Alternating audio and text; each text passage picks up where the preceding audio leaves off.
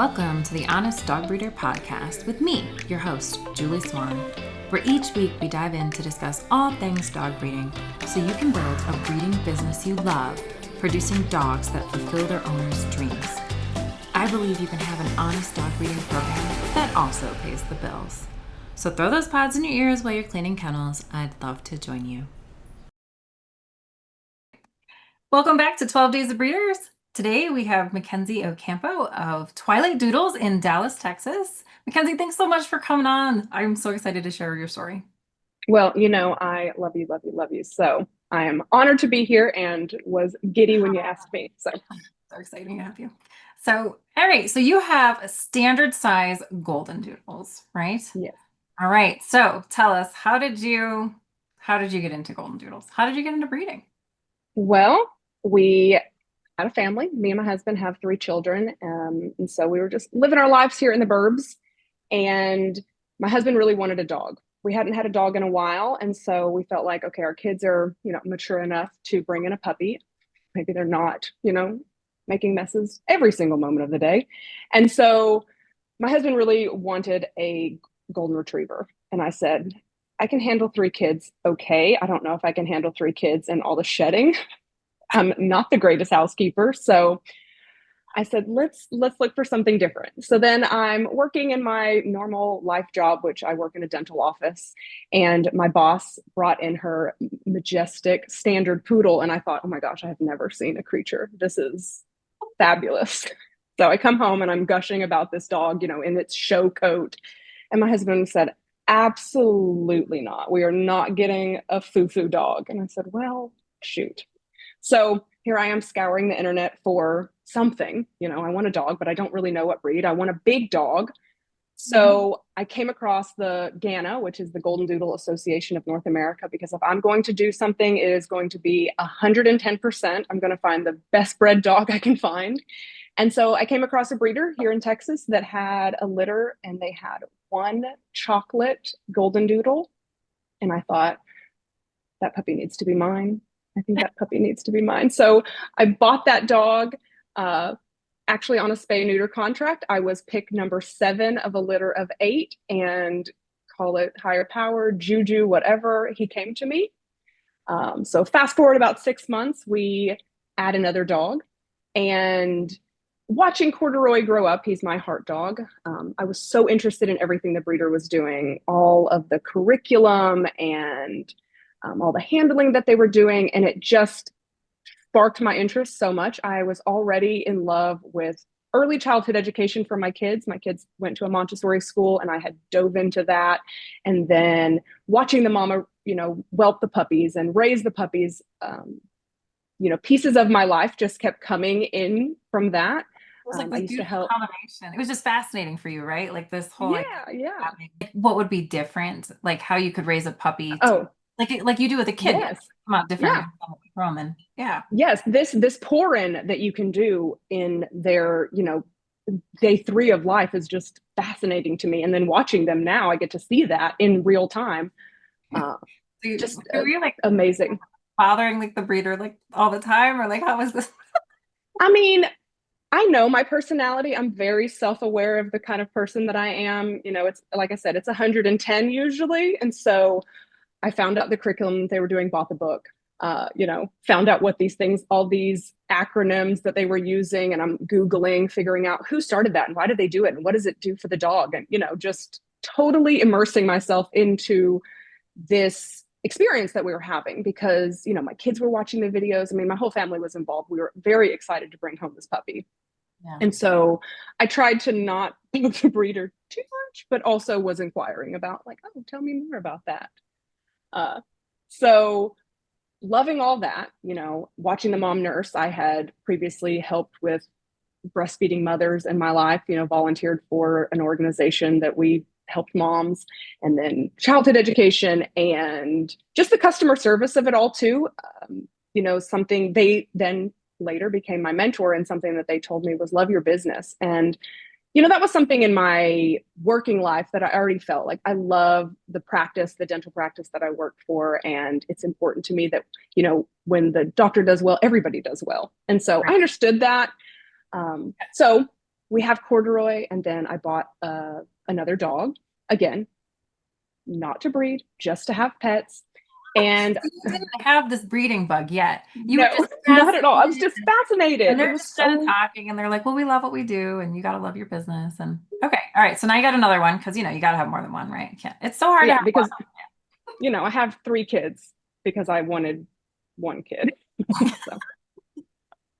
So, so we get a female, and I, I'm starting to get a little nervous because I have this stay neuter contract and it's very serious to me. I don't want to mess anything up. And so I schedule my boy to be neutered, and I get a text message from the breeder, and they're like, "Hey, can we talk with you?" And I'm like, "Oh no, what have I done? I've breached the contract. I've done something wrong." And so we're supposed to talk on Saturday. Corduroy's scheduled on Friday.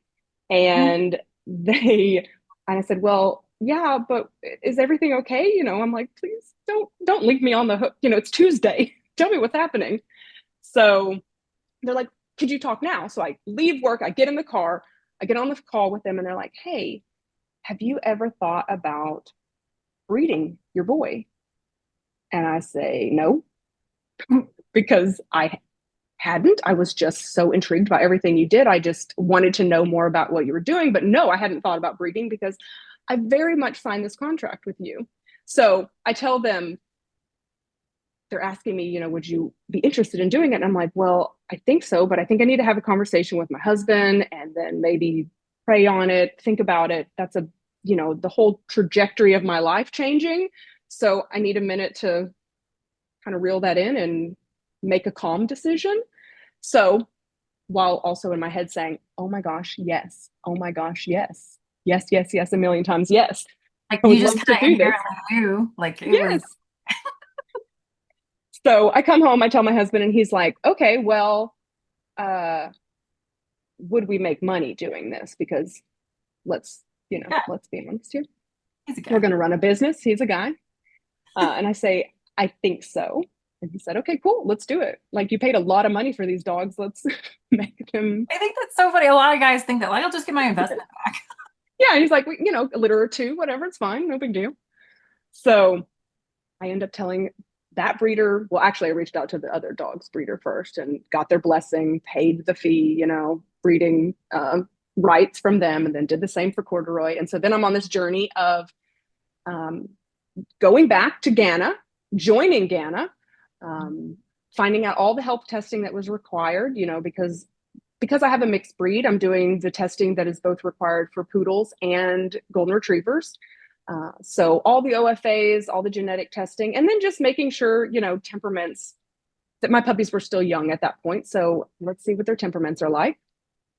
So as I'm going through the health testing with these first, what should have been my foundation dogs, first, blow to the system was my girl failed. She did not pass her hip testing. And so I had raised her, I had her tested at a year. So I'm like, "Okay, well, we're in this and, gathering supplies and still doing tons of education, joining, listening to your podcast, finding out how to run my business correctly, and then finding out, no, you get to start back and get a new female because the one you have is not going to work out." So found out that, not everybody honors their contracts. So, which, again, another blow. So I end up in bringing in two other girls in a very short period of time, which thankfully, because they were close to breeding age, one of them was breeding age. So I get all of their testing done kind of as quickly as I can, just to keep the ball rolling again. Sure. And then had my first litter October of 2023. And I tell everybody that I had initiation by blowtorch. Uh-oh. It's like I had all of these hurdles to get to the litter, and then I'm like, "Okay, finally, we're having puppies. Like, we're here. We did it. I get to ride the bicycle now. All of this 2 years of education that I've done to get to this point, I get to put it all to work and put it all to practice and, prove myself as a breeder." And then, you know, things happen, and we lost two puppies from that first litter. Um, And man, if that does not teach you that this ish is hard. Mm-hmm. It's hard for your family here in your house. It's hard for families after the puppies go home. Uh, and then, just walking through that with people and learning that, like I said, you love your business, but you also love your clients. Um, it's a tough lesson. And I feel like now I'm going into litter 8. Mm-hmm. I can support them so much better because I went through that really tough stuff. And I know that there is light at the end of it. Mm-hmm. And so Yeah. I'm loving it. I'm in the point now where it's like, I feel that I've hit my stride. And when Yeah. someone asks me a question, I'm not like, I don't know the answer, but I can find it for you. Now, I can more confidently say, okay, this is what I typically see. Or Yes. this is I how I love can help that. you with that. And when did you think you really felt that transition about how many litters in? Well, Or do you think it was because also a time component? mm, I would say by litter 3 Mhm. for the puppies, raising the litter, all of that. But because I had first litter moms, it's always the first litter is a real learning curve. So my first 2 litters were from the same mom, and then I had 3 girls in a row, all new Mhm. moms. And so you really learn that every whelping is so different, Yeah. especially with a first time mom. And then sometimes when you go into a second litter with the mom, you're like, oh, last time it was this, and now this time we're at 3 a.m. And you're a very different dog at 3 a.m. than you are at 12 noon. Right. Yes. So, I feel like the raising of the puppies, the individualizing those puppies still Mhm. is something that is really, really important to me. I feel like I haven't been doing this so long that I'm like, oh, the whole litter, they're just one little pod that goes in together. I still work very hard to see every puppy Yeah. just as who they are. Mhm. But then also knowing that there's some herding that happens, like everybody's got to learn to walk outside, guys. Come on. We're going to do this. We're going to Yeah. learn this in the next 2 days. You can Mhm. do it.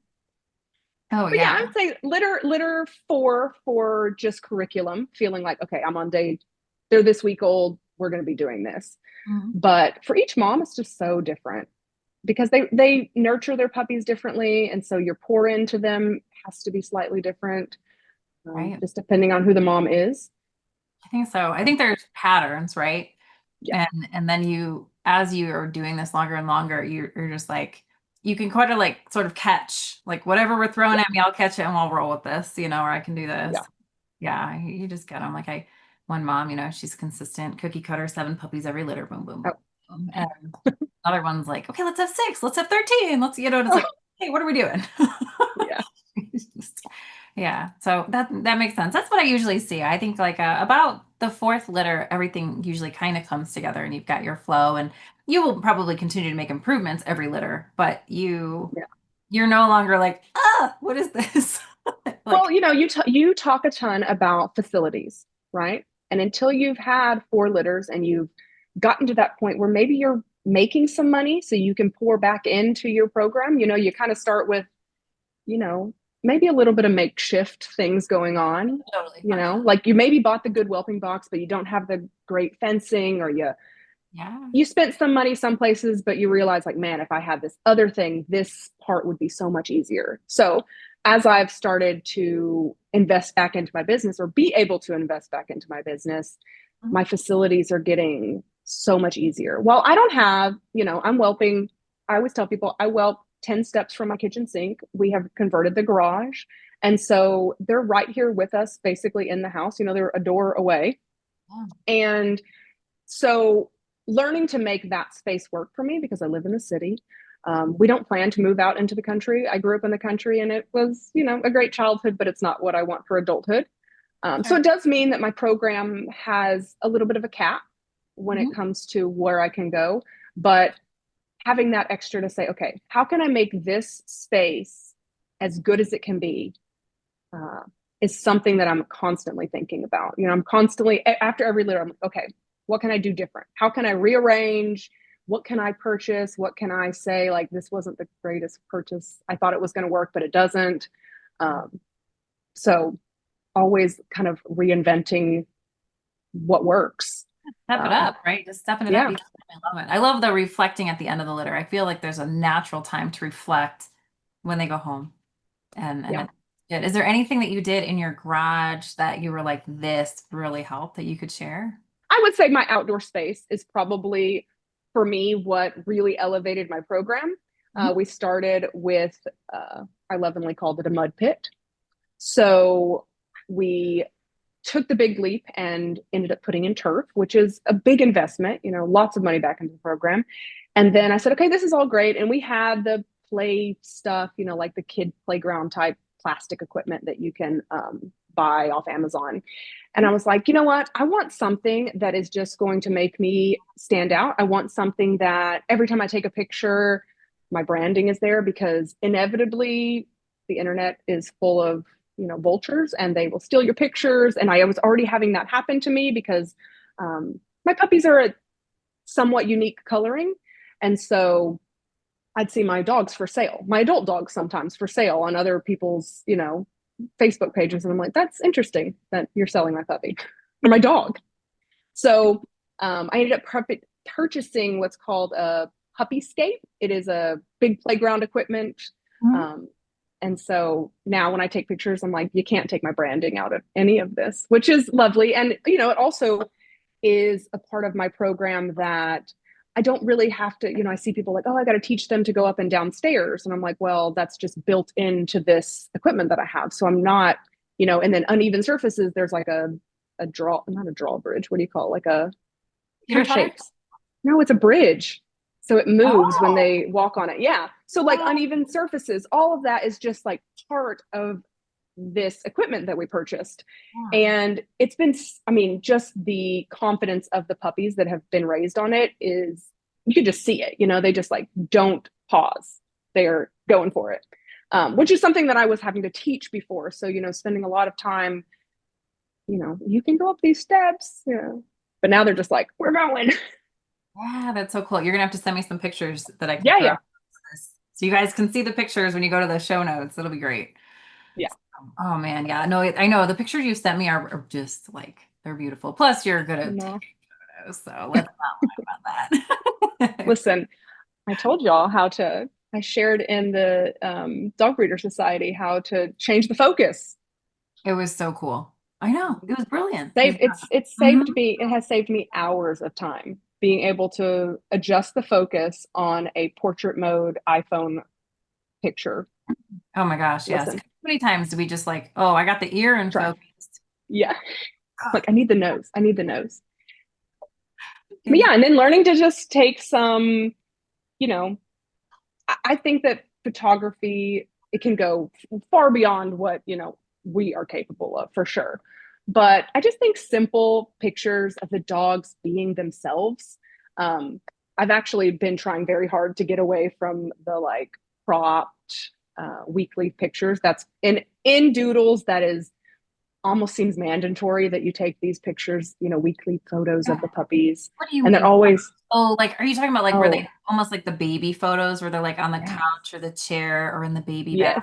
And listen, some people are so good at it and they love it, and it is just their passion. Yeah, that's who they are. And I'm like, oh, that is really not who I am. So I love the movement and the slow-mo videos of puppy just, oh my gosh, there's nothing more delicious than a floppy, 6-week-old puppy running at you slow-mo. Nothing in this world is more delicious than that. I absolutely love it. I love it. Yes, it's so good. It's such a nice setup. Do you love the turf? I love it. There is some maintenance. I will never say that it is maintenance free. There's some cleaning involved. I go out, I call it my 95-year-old man. I go out at like 9 p.m. and I'm out there spraying my enzyme cleaner because it needs to stay, it's hot in Texas. So you can't spray it in the middle of the day. I also use Wizzy Wash out there on my play equipment because, we can't have nice things without pooping on them. I mean, that's just dogs. I mean, puppies. If someone doesn't poop up there at some point, then we haven't been successful in our play. Yeah. So, picking up poop and doing enzyme cleaner and just keeping everything sterilized is definitely upkeep. I also have, my husband calls it my mower. It's like a sweeper, but it's electric. And so it spins. Or And so it picks up, I have a tree. We have trees that cover the yard. And so when they yeah. fall, you have to pick all that up You're like because vacuuming your yes. grass. Yeah. Is That's that like a tech? Is it like made for turf, like what you have? yes.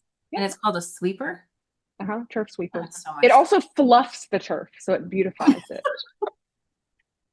Listen, I have a whole page on because I've had a lot of families that have turf and they're like, how do you keep your turf not stinky? I'm like, you got to upkeep it.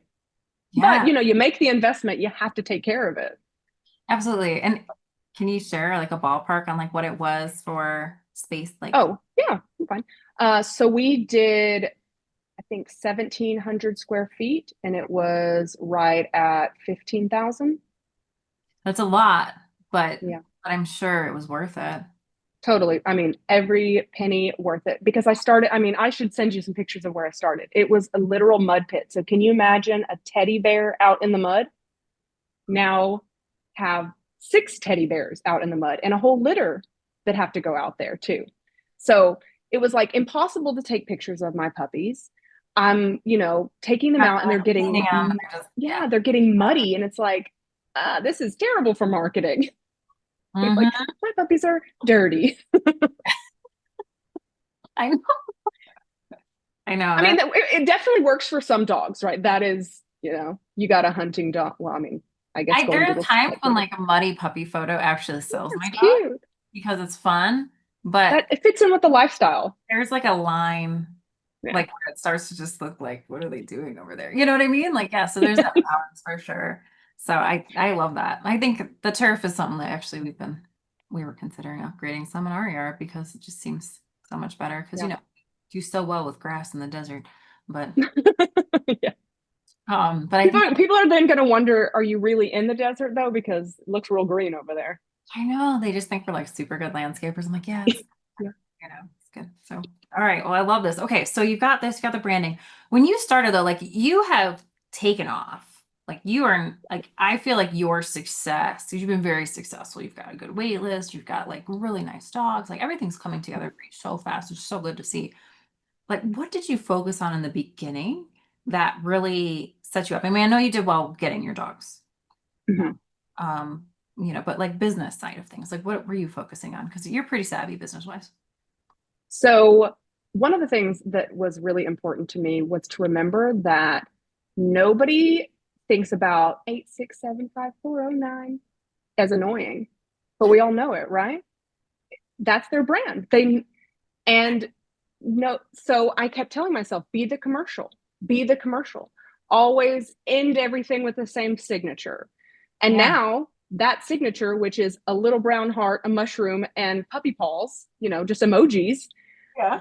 people will send me pictures of like, I found this mushroom thing. I had to show it to you. And I'm like, my Love branding is working. Like working. when you see things out in the world that are mushrooms, which became very popular in the last couple of years, um, they think about me. And Hmm. so I'm like, that is what I want. I also want you to think about me when you see a little brown dog because, Yeah, because that's what you you have. know, Can you that's what I can you have. give us the backstory on where the mushrooms came from? This I got a kick out of this. Yeah. Okay. So my kennel is called Twilight Doodles. That's what my house is called to my family. My mother grew up in this house. I live in a very small house in a, burb neighborhood. And so when I come where I'm leaving my family, they'll say, "Oh, are you going back to Twilight?" And I'm like, "Yeah." So that's the name of my home is Twilight. So Mhm. Twilight Doodles. And then because my grandmother passed when I was very young. My mom was 30 years old, and so I was 2.5. That love that she had for them, that big love that they felt, where all of her 4 children felt like they were their favorite. Every one of them will tell you I was the favorite. So this house was that. So as we were renovating the house, because we decided to stay here in 2020 instead of moving, I was pulling out, things from the cabinets, and I'm like, oh, she had cabinet liners, from the 70s, and it was mushrooms and these like retro flowers. And so that became my logo. I sent some terrible pictures to a woman who hand drew my logo. And so it just like became super important to me that this house where my mom had a dog that was, like rowdy and just like such their family dog and they loved him and he was bark at the fence and he was bad. Um, she just has all those beautiful memories here. And so I want people to have that. And so my branding is just all of that for me. This house, that feeling of, just being loved and poured into. Uh, and then, I had it drawn for me. So it's beautiful to me. And, it's very unique to me. So if anybody ever uses anything, I'm like, those are definitely my flowers. Yeah. That is definitely my puppy. It's kind of And like then bloom. I love it. yeah. And then I use, because I'm from Texas, I often will start things with, howdy, this is McKenzie with Twilight Doodles. So it's I think fun. it works so good. It works so good. All right. So what else? So you got your branding done, which was Yep. awesome. And then what did you focus on? So what did you focus on next? What you told me, build a website. Good. I said, Julie Swan said, I need to build a website. And this website needs to have these pages so people can find me. And then as I was building the website, I just kept thinking about, because at that point I was buying dogs, right? I'm a customer out in the world. And what has my customer experience been like? Interesting, to Yeah. say the least. What were some of the experiences that you had? Because I hear this a lot, like that people have a really hard time when you're working with breeders. What are some of the things that you run into or ran into? Out, yeah. Lots of outdated information on the website because I feel like we do the pour into the wrong place. A lot of people are pouring into social media where I will go and look at your social media, but if you just post puppies, I don't know if they're standard size, mediums, minis. I have no idea. And people forget to say those things. They're showing a puppy, but I don't know what that puppy is or how old they are or even what their name is, or are they a golden doodle or are they a Bernedoodle? Because in our world, it's confusing. I mean, they look a lot, or is it just a standard poodle?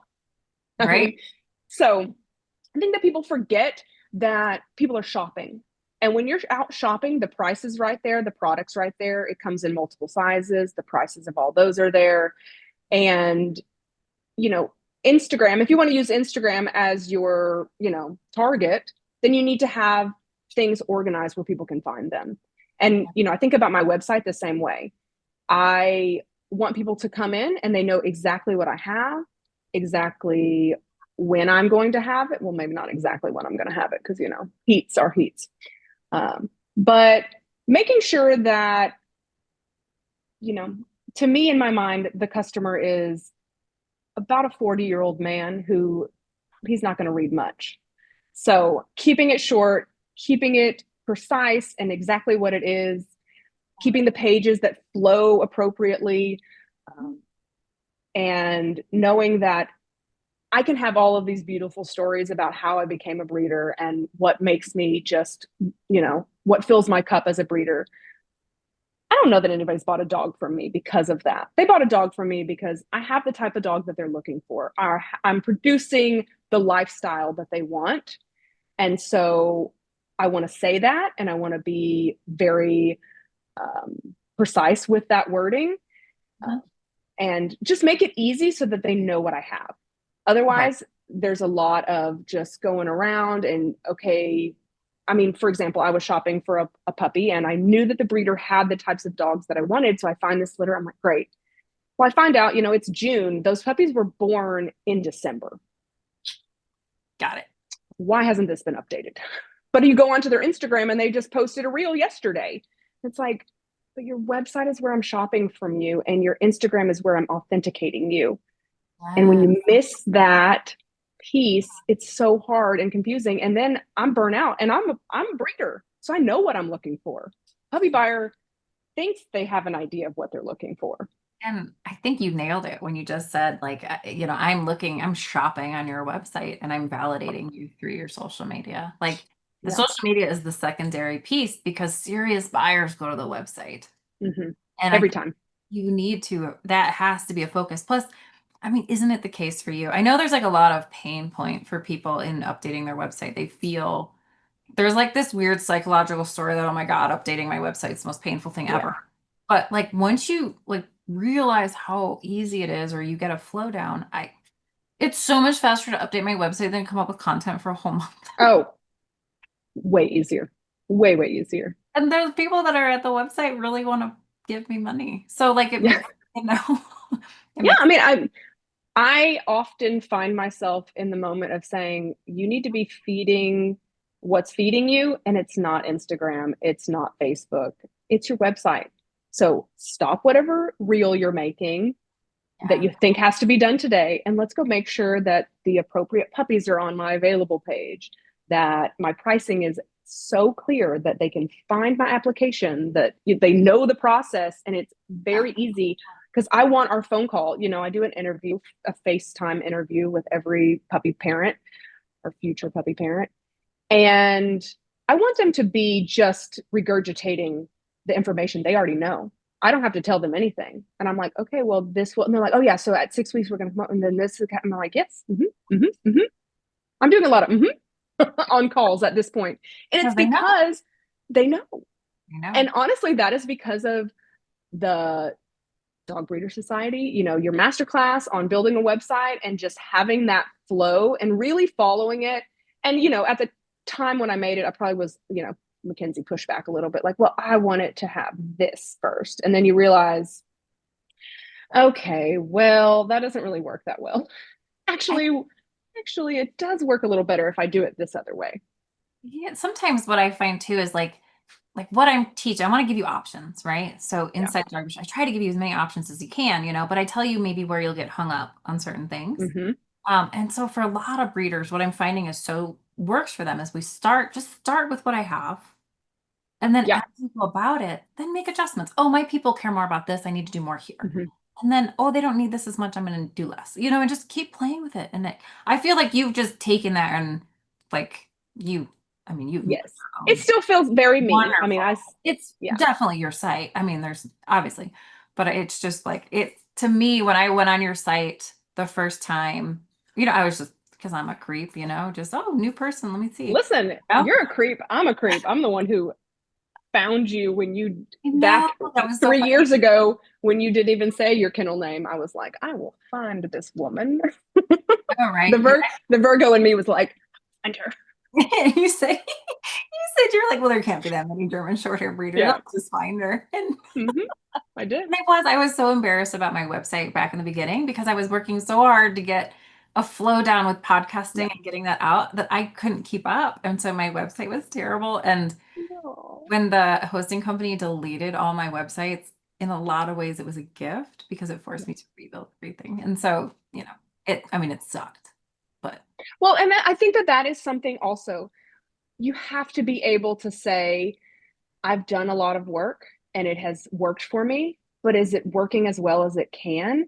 And scratching a ton of, because you don't know how many things I have been like, delete section, delete section, I don't need it. Or move it onto a page that no one's ever going to go to. right. Knowing that, that thing was really important to me. Like, for example, I have a lot of the education I've done, and I keep it on my website mainly for if I have a person that comes to me and they're like, hey, I know that you really like more formal education. There's Facebook groups, there's lots of places to get educated as a breeder. But for me, I want a class, I want a professional, I want someone who is highly skilled in the subject to teach me. And I want it to be very organized because I don't have a lot of time. So scrolling is not something that I have a ton of time for, but I can take a class, I can dedicate my time to that. And so I have a lot of those things listed. Well, that didn't really need to be on like my about you page. It could be on just like meet the breeder, right? Very Right. end of the website. So then I can tell other breeders, hey, if you're looking for stuff, all of those things I would recommend. Do them Yeah. at your time. But that wasn't important to my puppy families. So the about me is like, hey, I think it's 4 or 5 sentences about my family, about my dogs, kind of saying, I'm so glad you found me.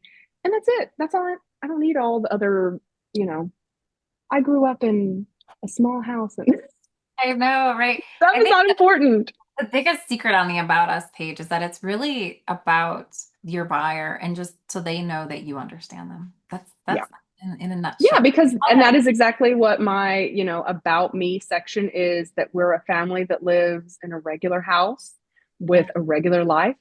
And we have a bunch of regular dogs. Mhm. And you can have this same life Yeah. with a Yeah. Twilight Doodle puppy.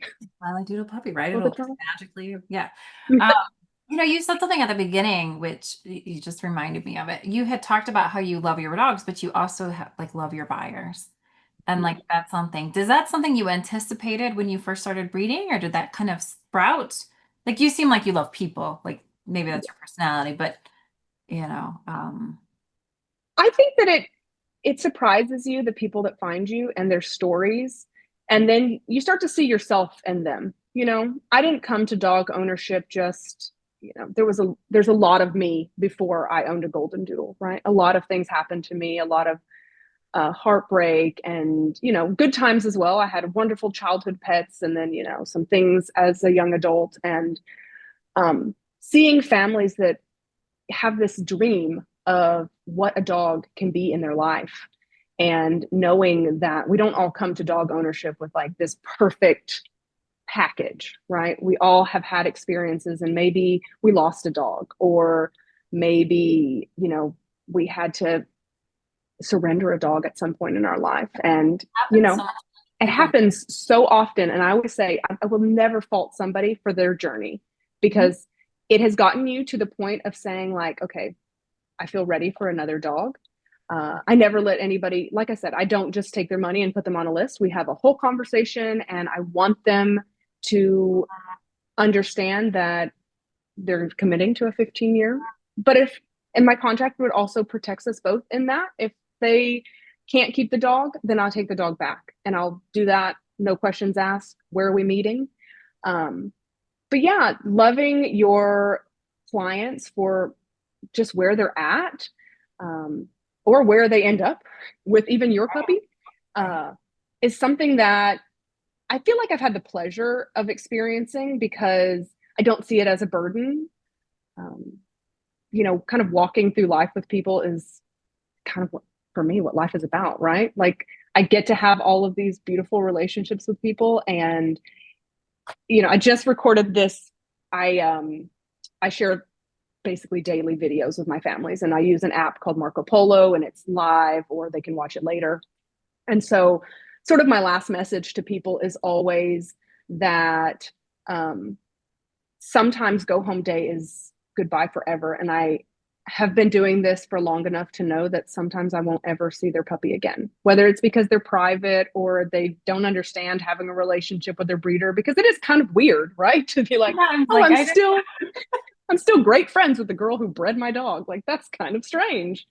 Um, but there are those families that just continue to share with me their puppy. And, like, for me, that's what all of this is about, is getting to see that dog just be exactly what they needed. And maybe they didn't even know that they needed that, with all the puppy antics and all the crazy.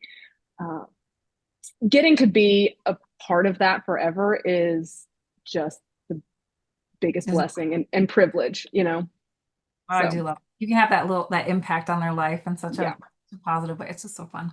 And I love it. I love it when they text me the pictures back. Oh I my gosh. screw up all the time because people text me pictures back and I'm like, I go show Bill, I show my kids, whatever, and then I forget to text them back. I'm like, so Like, good. oh, sorry, I forgot to reply. I And was like too 2 days busy later, I'll be like, oh, gushing to my family about how beautiful your dog was. Like, well, because when you have such a relationship with the mama dogs, and you see their babies, you're like, yes, I know, because I have the mother, everything. and Yeah.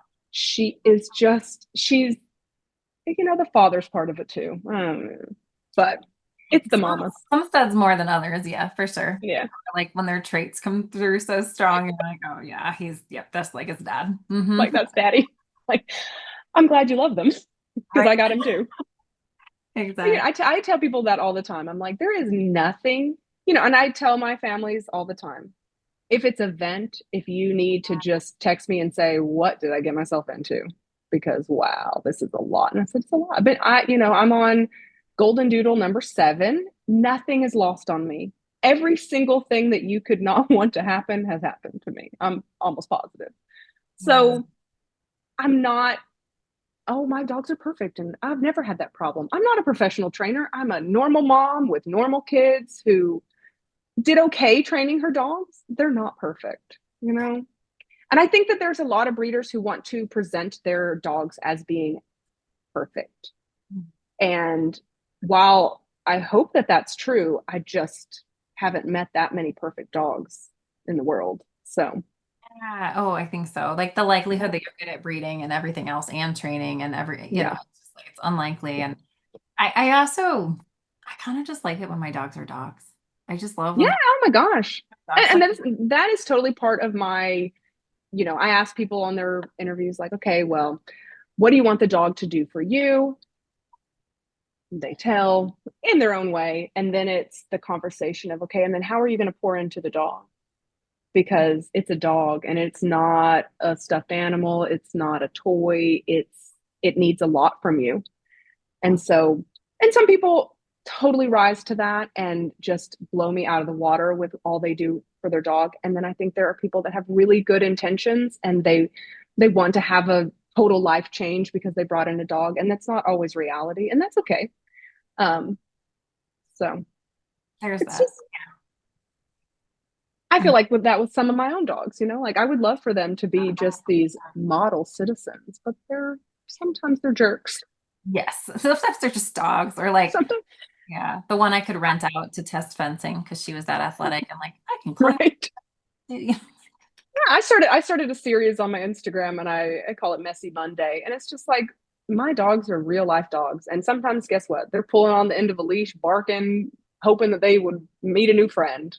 Mhm. But I love them. It's still my heart dogs. Find too that that makes it feel like you're more approachable. Yeah.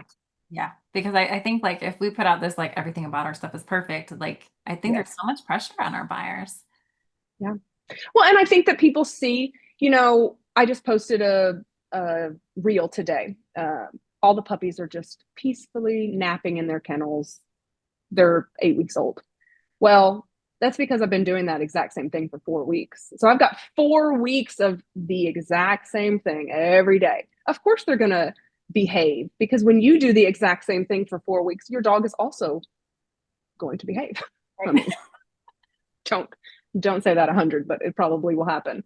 But I think that people idealize, or they only show the perfect, wrapped up in a box. And training doesn't happen like that with any dog. Training starts with really messy, and then there's a lot of muddy. And then maybe we're at the point where, we can show the public, or we feel like we can show the public. But I'm like, all of that is what everybody really needed. This Yeah. pretty thing on the end is great. And I'm proud of myself, and I'm proud of other breeders that we can get there. But like, there was a lot of crying and whining before that. Oh, yeah, I know. Like, It was like these baby. puppies didn't just say like, "Oh yes, please put Oh, me into a kennel. I love it."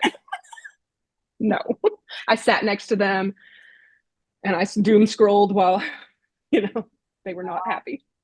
oh, I know. I know. It's like, well, it's just like when people just think we lay around and have puppies climbing all over us all day. Yeah, because that's my life. Have you ever done it? It's horrible. It's awful. I know, like the way they pull your Like, hair they bite you. up. Yeah, they do. And then they're never like where those feet have been. They just had an Oh, accident and stepped in it. And you're like, I don't want that on my face. mm-mm. Yeah. No, thank you. I saw what you were licking 2 seconds ago. It wasn't even yours. It's so true. Gross. Like, Yes. yeah. I know. Puppies are like, I guess that as a breeder too, don't you just feel like I'm always in there and I'm like, it's like a very clinical Right. mindset. Like, what do you Yes. need? Are you healthy? Is there this? Like, it's just so Right. much that. And so a lot of that, like, yes, they're cute and I get that a lot. I But mean, they're innately cute, so we will keep them alive. I mean, yes, that's what I think. Yes, it's just that designed is so we basic don't feel human. them. Yeah. I mean, Mhm. babies are cute, so, and they have big, delicious eyes, so that we will keep them alive. Yeah, we find them adorable. Yes, exactly. Yeah, but I know, because there's always that moment, and where you got like, I think a lot of times too, when your facilities aren't where you want them or those other things, you start to get into this like, oh my gosh, I have to, Oh, dread. and it is, it's Dread. very scary. It's Well, it's dreadful to have a space when you're like, this does not work well. And I just experienced it actually. So I have had kind of stair step litters, easy. That worked great. Yeah. And then I had two litters 48 hours apart. And I'm kind of in that moment now of like, okay, well, this is likely to happen again. I've got four active females. And so them syncing up, even though they don't live with me, just happens. Um, and so figuring out how to make my space, which is, a 2-car garage plus other adult dogs that live there, trying to figure out, okay, so next time this happens, that 3 to 4 week window where usually I have like outdoor kennels, the 4-foot fencing, and then I have a whelping box inside there. So mamas are separated from each other and from the other dogs. And usually I would have a play yard set up right outside with just X pen fencing. And so I could take them from one space and put them into the other, and then they can be there while I'm cleaning. And then I have a little bit of like, okay, I don't have to clean right this second, I can meander a little. Well, with these, it was I have 2 enclosures and nowhere to put 2 X pens. So I was having to take them out, clean immediately, and then put them right back in, which means I'm scrubbing grates. And that all takes time. And when you have the ability to just rotate things like, okay, well, these crates go out and they go outside for cleaning, and then I've got these others that come in. That's how I'm used to running my space. Well, now it was like, well, I have only so many grates and I have only so much bedding. And so it's washing it now, rotating that all now. And so this more immediate need to do things was a big eye opener to, okay, do we do 2 litters right on top of each other? Or do we say, which, is difficult when you are kind of going through that. People are finding me, my wait lists are getting full, and they're joining for a specific litter. So when you have 5 people on a list, it's hard to say like, oh, well, these moms have synced up, so I'm skipping this one. Like, Oh, right. No, I know you can't really do that. Yeah. So and that's why I say, like, I've heard some breeders are like, I don't even announce litters until they're being born, basically, which I think that works for some people. I don't feel like I'm in the space to do that yet, but it also means that I kind of have to do things even when it's going to be harder than I would really like it to be. So, Well, I think it comes to play too, especially when you have people like, and I don't really care if people are stuck on a color, as long as you'll wait, when it comes yeah, up and it's your turn. So yeah, like I have one dog that can make black puppies. Okay, well, for those people, that's the only litter I have to do it, like you said. yeah. And if you have, 5, 6 people, it's Right. What are you gonna do? Hmm. you just make it work. You figure it out. Right. Exactly. So And yeah. it's like it was that 3 to 4 weeks before I could just combine them all, because at one point they just all became together, 17 puppies, just you put them all together. Mhm. So once they can all go out in the play yard together, okay, way easier. So then we can go outside, and then I can come in and clean and have a kid out there monitoring puppies, Yeah. making sure they're not, murdering themselves out there. Right. Getting caught on something. Yeah. Well, I think it's Inevitably, they will try to impale themselves on whatever. something, right? Once you can take, I always find like my moms can be snippy with each other. So Oh. I can't have the 2 moms in the same space most of the time, at least with my Mm-hmm. JCs. It's always like, so that separation. So once I finally got it set up where the moms had separate runs to their puppies, it was like, oh yeah, way better. Yeah. I have I think they're Kennel Master kennels. They're about 4 feet, and I drape between them because, again, I only have one space to do puppies. And so I can fit 3 of them across the long part of the garage, and that's how I had them set up. But usually it's like 2 kennels and then an X pen. And so I'm transferring the older puppies, and I've got like the kindergartners and the juvenile puppies and the infants. But I have found that usually around day 3, mom's hormones chill a little bit. Until then, I'm really keeping her, I'm having to move her in and out of a space with multiple dogs, but I'm being mindful of her cortisol level and like not trying to totally stress her out. But it seems to work. By day 3, I feel like they all go out together and moms are super fine with each other. Yeah, that makes sense. How many dogs are in your program? I am keeping my first puppy from a litter, so I will officially have 7 with 6 active. 7 females or? No, I will have 5 females, 4 of breeding age, and then I have 2 males. Do they all live with you? No. Okay. So I utilize guardian homes, which I love. And I know that other people call it a co-own. It really just depends on, depends on something. What does your contract look like? That's good for me. Like, what did you say in the contract? It's been a lovely experience for me.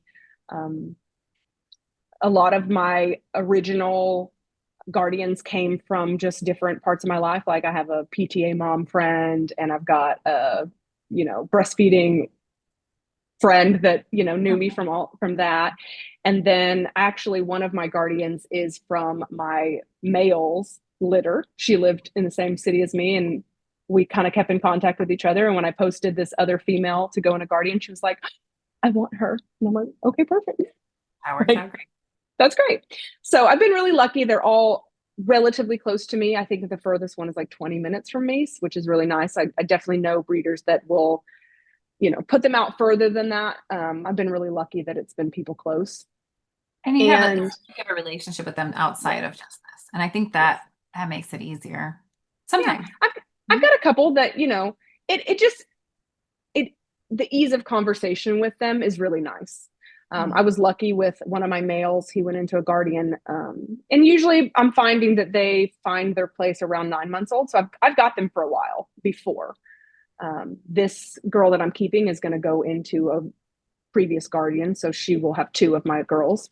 And it's nice when the conversation doesn't always have to be about the dog. You can, just if you want to check in on the dog, you can check in on the family and see how they're doing, and then ask about the dog. So there's like a little buffer, and then, and I know that there's some stigma about like, oh well, you're just like putting these dogs out, and whatever people think about it. And I always say this is another family that's keeping tabs on this dog, that is making sure that I am caring for this dog. They obviously are in love with the dog. It's their family pet, just like you would have a family pet. But they're watching me and everything I do with, their dog.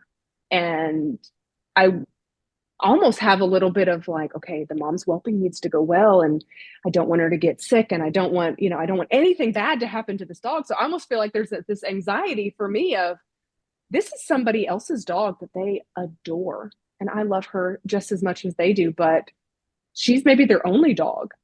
And, she's not an asset to their business like my dogs are for me. She's just their baby. And so I feel like it's such a nice thing for me to know that someone else loves my dog and, gets her through her pregnancy and all of that with me. And I mean, they're invested. They love to be part of the Sharecast, which is the little videos that I do. And they come over and they get to socialize puppies with me. I always say, any litter you want to come visit, come and meet them. I got families that look all different, which is great. Puppies don't generalize. So like, please bring your 6'5" husband with you. Like, I don't have any 6'5" people around here. So yeah. But it's been awesome. I have really, really enjoyed having them as part of my program. And I know that, my puppy has a place forever. Yeah. Once they retire, it's like, I don't have to worry about where they'll be. They're already there. Exactly. And they're always taken care of, right? They have a good life the whole time, which is so nice. So that is a really nice thing when you can find the right people for guardians. They work out. Well, they're great. It's like, it's either like super awesome or, oh crap. They were not great. I haven't had the really bad yet. I'm everything happens in time. Yeah. Well, yeah, but usually it only gets easier, I think, when you find the right people. So well, and then you start having a better communication with the person. My first probably person that took my first guardian dog, I mean, I probably fudged everything I said to them, and now I approach it more and I say, understand that this is part of my business. I bought this dog. I raised this dog to be a breeding dog for me. And that's okay. And if you're not okay with me saying that about the dog because you don't like how that feels, then you're not the right person to do this with me, because you're joining and being part of my business. And I love my business. My business feeds my kids. My business bought uniforms. Yeah. And so it's as important to me Mm-hmm. as the dog. I love the dog. Obviously, I would go to the end of the earth for the dog, but I do the same for my kids. Mm-hmm. And I need this business to take care of them. So Yeah. they're No, equal. They're equal. And that's okay. I But there are people that can't hear that, they don't like the way that sounds. That feels very icky to them. But think it's just it has to be a good business, because otherwise we can't take care of the dogs. Like, how yeah, are we oh supposed to yeah, have the free time? How could you drop everything to go pick up a puppy that needed to be returned if you were yeah, working all the time? Like, you just couldn't. This yeah, no provides way. things. Is there anything you noticed in, like, that breeding has given you that, like, you never imagined? You know, when we started going onto this journey, right? Um, I had told you that we were interested in moving, and it, you know, me and my husband have normal everyday jobs. We're not making bukus of money. And so I said, no, let's renovate the house. Let's do some things to make this space feel new and fresh and work better for us. And so we took in a big debt to do that. We had been living debt free for 10 years, which means we were living way below our means, which were already not that meaning, like, Yeah. so I said, let's do this. And then we can use the dog income to make it happen. And so that was my first 3 litters was let's do all these things we want to do. And then let's use the money that we're going to make. We're going to work very hard and use that money to pay off our debt that we're going to, and then, you make some choices along the way, like you add in turf and you say, okay, we're going to take on this other debt. And then you buy a puppy escape and you're like, we're going to take this other debt. But in the end, it just keeps things flowing. And when I think about where we were in 2020 versus where we are now, like, wow.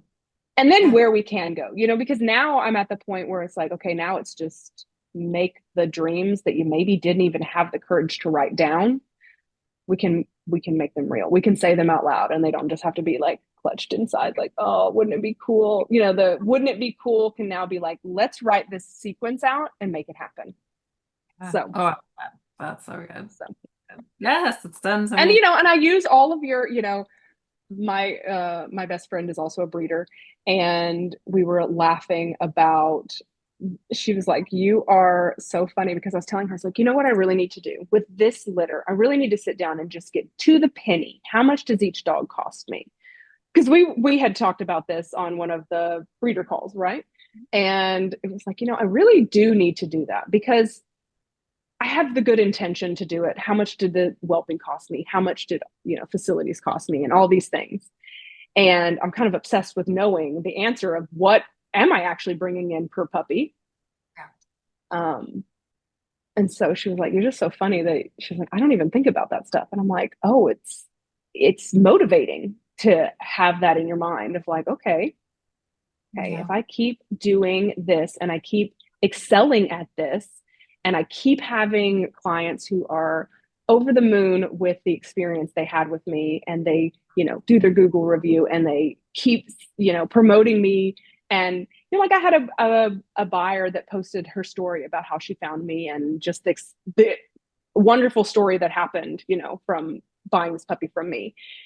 And that post has like 500 comments on it. And I'm like, that's a big deal to me. It's huge. That's Yeah. a huge deal. And that is just like her honest story of they wanted to get a dog. Yeah. Yeah. So Mo, I think I love that. Like, it just gives me goosebumps. But, yeah. because you get that because you've made such an impact on someone's life. Like, I just, Oh yeah. and then you should be rewarded for that. That's just the Yeah. natural thing that comes by putting out that good stuff. So, Yeah. I love it. And so if you're a breeder and you are not experiencing that, I don't know. I don't know how you're not. It just feels like right? You're like, you're missing those. Those are good. It's like, You to yes. me, that's like when I hand that puppy to that Oh kid my and gosh. he's like, are you like, I can't get Yeah. enough of that. Well, It's for me, it's I love that. I love that piece. But when my families come over and meet the puppies, and I name all my puppies. I'm like the very I don't think GSP, you don't have like litter themes and names and oh, you we didn't do. spend. Okay, so Oh, I you did do? for years, and then Oh, okay. years ago I tried it just to see. I People was like, love it. they do. They eat it up. You know, the last litter, six puppies, four of them kept the name. Oh my gosh, what a win. So like I was You like, you did and good. Okay. like, I get, I always tell people I kind of wax poetic when it comes to naming litters. And yeah, so like this litter, their theme was gone fishing. And so we had bobber and tackle and cast and things like this. that's cute. Yeah, it's super cute. But when families come over and they know every puppy's name, they know all the puppies and they can tell me their personalities maybe better than I could tell them.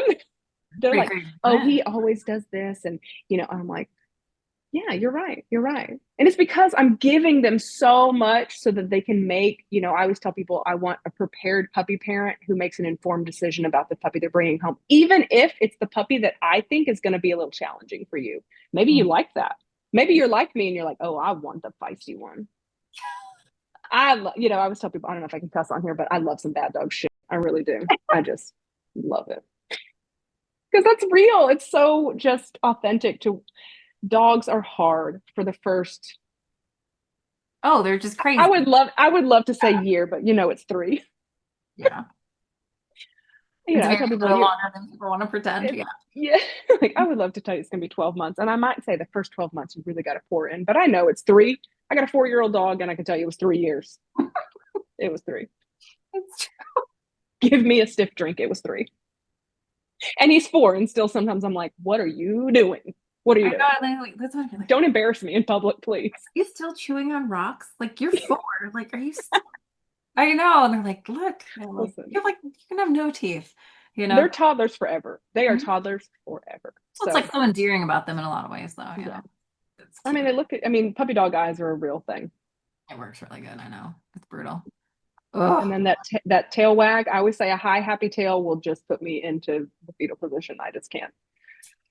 When I see my dogs walking around my yard and their tails are just up and over their back and they're just swooshing, I'm like, I have created the best. I have poured into you and you are so happy and I'm so happy. It's like, when people love to feed their family or whatever. That to me is like, I've fed this dog. I have just given them everything that they could ever want and they're just high happy tails out there. it's so good. Love it.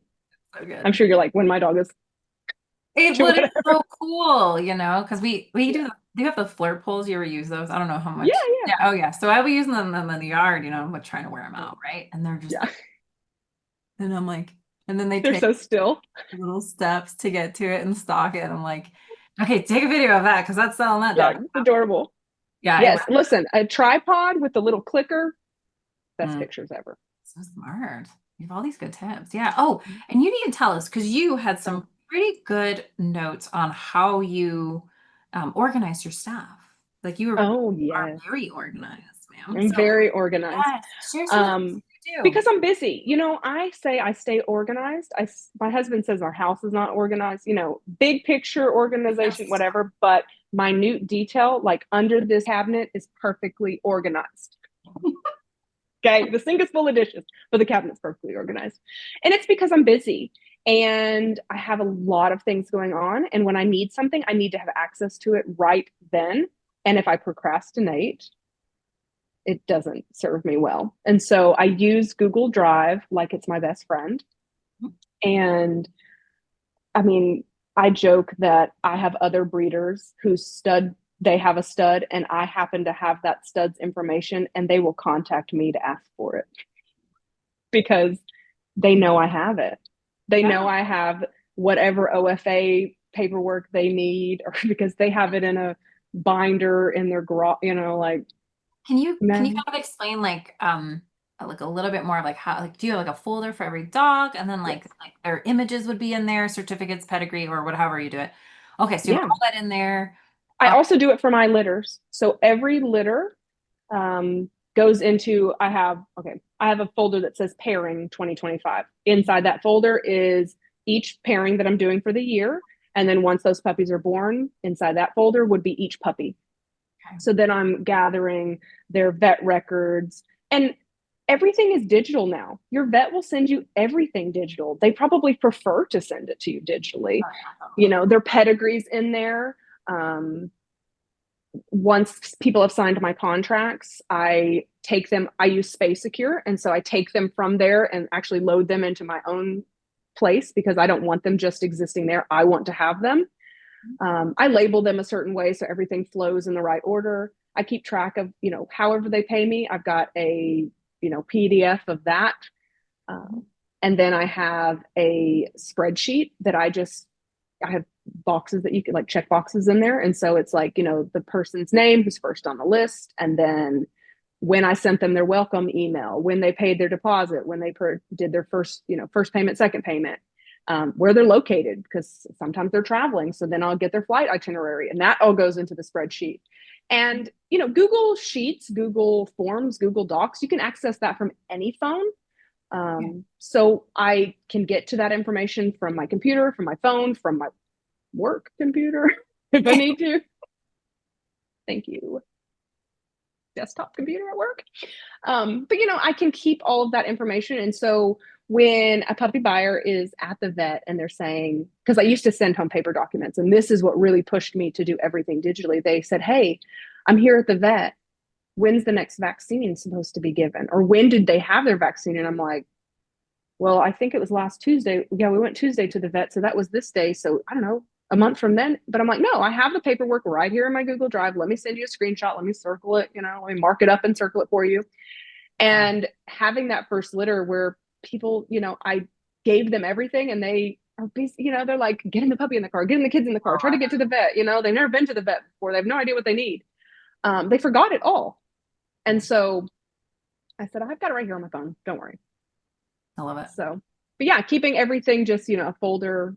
And then I've got all the puppies, and then I got every puppy's information. And then once those buyers connect to the puppy, then everything goes, and it's like, TY plus Sherry. And that's all the documents for that puppy that I will ever have. Yeah. So, yeah. And it keeps it not, and I mean, Google Drive storage is, feels endless. So it's not too bad, right? I mean, yeah. And I keep my photos also. I don't use Apple, the cloud. I upload them to Google Drive or Google Photos. So I can clear them off my phone, so I can take, 50,000 more pictures of the next litter. Yep. I know the amount of how many photos are all these 60. Oh yeah. You're like, but listen, you can edit them and you can change that focus, and that picture is not lost. Yeah. And I mean, so when I found out you could do that, I went from taking roughly 15 to 20 pictures per puppy to about 3. That's so now getting my litter pictures done, I do a lot more basic, just holding the puppy, because I think it is fun to see that, like, okay, I'm holding them at birth, I'm holding them at 2 weeks, I'm holding them at 4 weeks and 6 weeks, and then go home. They're like just getting bigger and bigger. So I try to do the every 2-week pictures of me holding them, so you can see them growing like against my body, like getting big. I like that. And then the others are either kind of, whether I set up a little thing for their theme or just have some action shots of them, being who they are. So perfect. That's perfect. McKenzie, thank you so much for sharing your story and sharing all these tips and tricks. And I love your organization. My mother wished I had been more like you as a child. There's that. But tell us too, before we go, if you had advice to new breeders starting out, what would you tell them? What would be something that they could work with? Man. Well, find your breed, first of all. And then I think it's just immersing yourself in it, whether that is listening. I mean, I know I started listening to your podcast very early on, and before I was even doing anything, before I even had a bank account, before I had anything, I really dove into education. So then this felt like, a little bit of riding the bicycle, but I had all of the tools that I needed, or I could go back to them. I think a lot of people dive in without doing any education, and we're kind of just like swimming in it. But there's lots of courses that you can take. I mean, the Dog Breeder Society is my, number one place where I'm going to find things, especially, in what you do, right? So a lot of your courses, they're not geared towards puppy curriculum or, whelping or how to sanitize your space. That's not your thing. But learning to run your business is so important. And it's such a big part of this. I told you before, I came from the dental world, and dentists go to school to be dentists, but they don't go to school to run a small business. And some of them really suck at it. And so seeing that, made me know that, okay, if I'm going to run my small business and I'm not going to outsource all these things, I need to learn how to do it at least at a base level, right? I don't have to be a professional at it. I don't have to go get my business degree like you did. But I'm going to learn from you. And there's so many things in dog breeding that are like that. You've got to kind of get your pillars of, I got to learn how to whelp dogs. I got to have some general knowledge of dog health. I've got to have, how to run a business. And you just start pouring into all those little cups and finding somebody. I mean, I always tell people, you either have a personality like me or you find someone like me that can help you, kind of guide you, like, okay, you learned about this. Now you need to, have you thought about what would happen if this happened, and then you learn about that.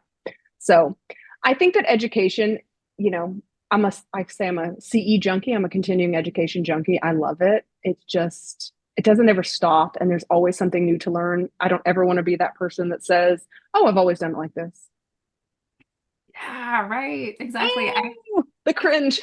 Everything changes. Yes, exactly. And I That's love what I'm saying. Like, be okay to reinvent yourself if it's not working. Be 100% okay to say, this didn't work and I'm going to try something totally different. And maybe that's not going to work either, but maybe some of it's going to work. And then I can just keep building on that. Exactly. So.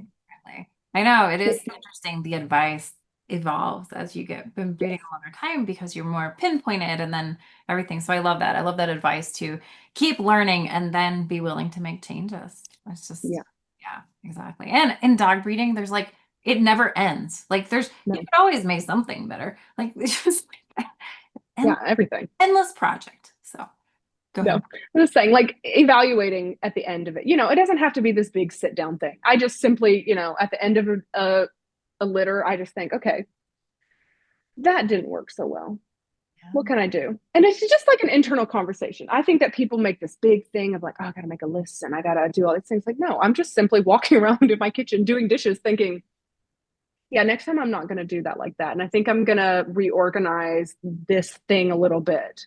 So, I think that they probably, maybe you sit down and you write all these things out and you have a very organized way of like evaluating how things went. And I'm like, I was just unloading the dishwasher thinking, I didn't like that. And I think that's kind of okay. Because you're like in your brain. I don't know. For me, I'm always working on something. Like somebody, like I'm never bored. Like I haven't said I've been bored in probably like 30 years, I think. Like I just can't even, little my kids are like, well, I don't know what to do. You should go figure that out. Like, I got a million things. Don't ask me. Yes, there's so many things. And so I'm always like bringing that up. And I'm sure it's like, super frustrating for Bill because he's like, are we talking about dog breeding again? And there's always like some new thing, but. Oh yeah. I mean, there is something always to learn and it doesn't ever stop. And I feel like when you are unteachable, maybe that's the time to stop doing something because if you, Exactly. Oh, perfect. Such good advice. Well, thank you so much for coming on, being one of the 12 Days of Breeders. It's just been an honor to have you on here. So thank you so much. Well, I love you so much. And where can they find you? TwilightDoodles.com. Also on all the socials. Good. I'll put everything in the show notes so people can find the links there and some pictures of your beautiful facility. So here we go. Yeah. If you found this episode helpful, please tap that like button. It helps me better understand you and supports the channel. If you're a current or aspiring dog breeder, I'd love for you to subscribe to the channel to be notified when new videos come out. Thanks.